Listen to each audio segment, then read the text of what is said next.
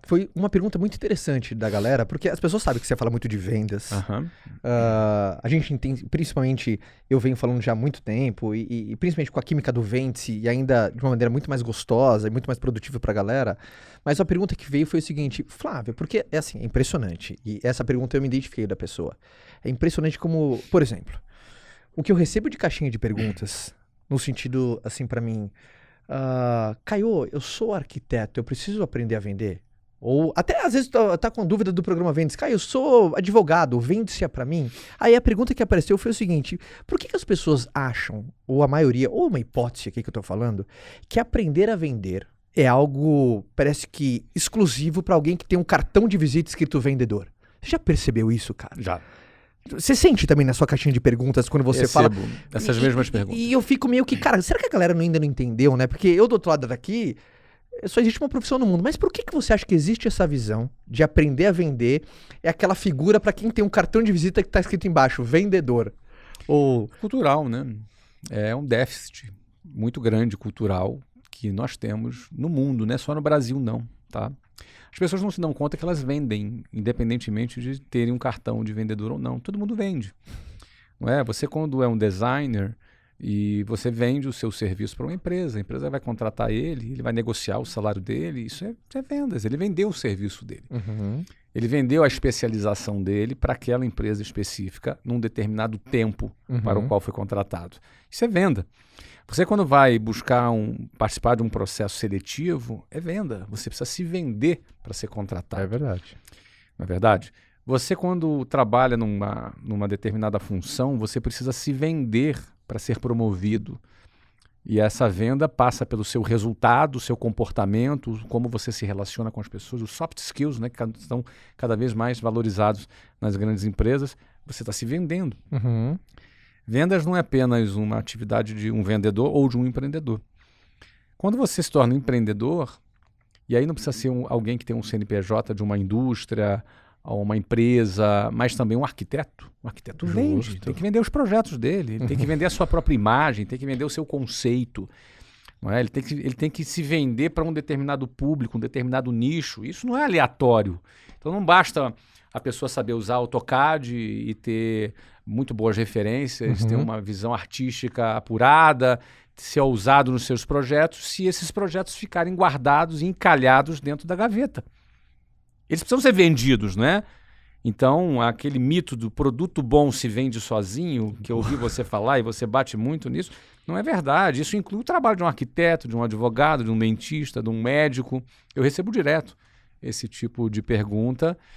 E eu, assim, como passa pela cabeça de alguém que ele não precisa aprender a vender? Todo mundo precisa aprender a vender. Se ele aprender a vender, ele vai ser um arquiteto melhor. Você acha que a pessoa não passa pela cabeça ou ela não quer admitir que ela é uma vendedora? Porque não, vai depreciar aquilo que eu faço. Eu sou arquiteto, eu não sou vendedor. Olha, acho que talvez algumas pessoas ainda pensem assim, mas eu já acho que hoje é a minoria, sabe?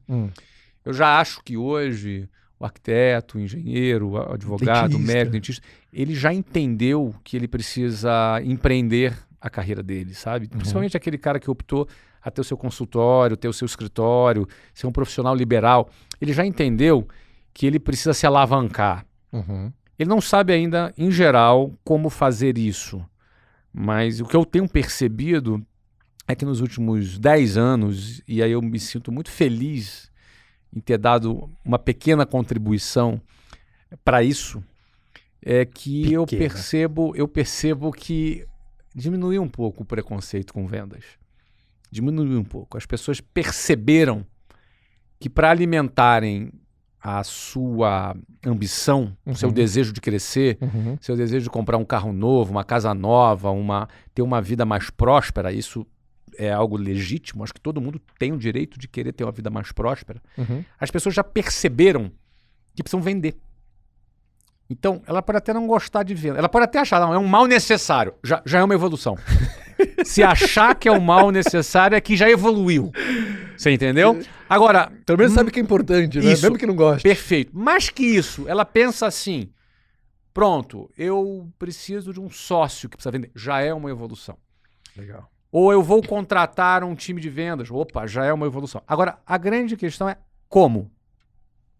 Porque Aí, eu não vejo que ainda as pessoas entenderam. E talvez a gente precise de um pouquinho mais de tempo para esse inconsciente coletivo perceber que vender não é algo banal. Porque às vezes existe, aí não por preconceito, mas por falta de conhecimento mesmo. Eu acho que, na minha opinião, eu penso que a gente já venceu muito preconceito. Mas eu acho que por falta de conhecimento mesmo, as pessoas acham que vender é uma atividade para gente desqualificada, para gente que não tem muita qualificação. Sim. Sabe? Mas não é por preconceito, é por desconhecimento mesmo. Não é? É aquela coisa assim, o cara não deu muito certo na vida, vai ser vendedor. É desconhecimento, porque Cara, tem muito isso pra muita gente. Tem muito. Mas eu ainda acho que tem um pouquinho ainda do preconceito, mas de muito tempo. Isso já foi vencido, mas é mais agora por desconhecimento. Eu penso que nós vamos entrar em anos, agora, os próximos anos, em que as pessoas vão descobrir isso aqui que a gente está falando. Que vender, ele requer é uma atividade que requer muita técnica. Ela é uma atividade que requer aprendizado, que requer uma competência de oratória, que requer uma capacidade relacional muito elevada, uma inteligência emocional muito apurada, que é algo que não ajuda apenas nas vendas, mas ajuda na vida da pessoa como um todo. Total. Não é verdade? Porque para vender, você está lidando com pessoas, você lida com frustração o tempo inteiro, você lida com dificuldade o tempo inteiro, com não o tempo inteiro. E tem gente que no terceiro não já jogou a toalha. Mas o vendedor profissional, o cara que já entendeu que o não é como sangue nas mãos de um médico, como a graxa na mão de um mecânico. Essa é espetacular. Não é verdade? Ele, imagina, né? Um médico não pode ficar deprimido que está com a mão suja de sangue, porque ele está salvando uma vida. Faz parte, né? Faz parte da profissão dele. O não faz parte da vida do vendedor também. Não é verdade? Então, é assim, só que o não tem um custo emocional. Quem gosta de levar não? É verdade. Né? Eu, quando era criança, detestava usar não, levar um não. Né? Então, até hoje, adulto, a gente não gosta de não. O sim é mais legal.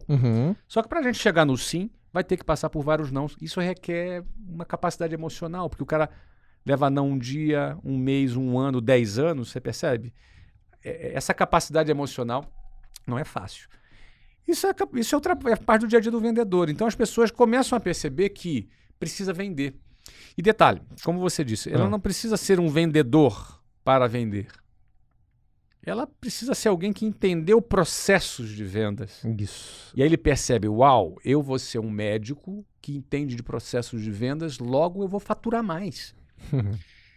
Poxa, meus amigos, meus concorrentes não entendem de processos de venda. Eu entendo de processos de venda. Você vai conquistar mais participação no mercado. O médico precisa disso, o arquiteto, todo mundo precisa disso.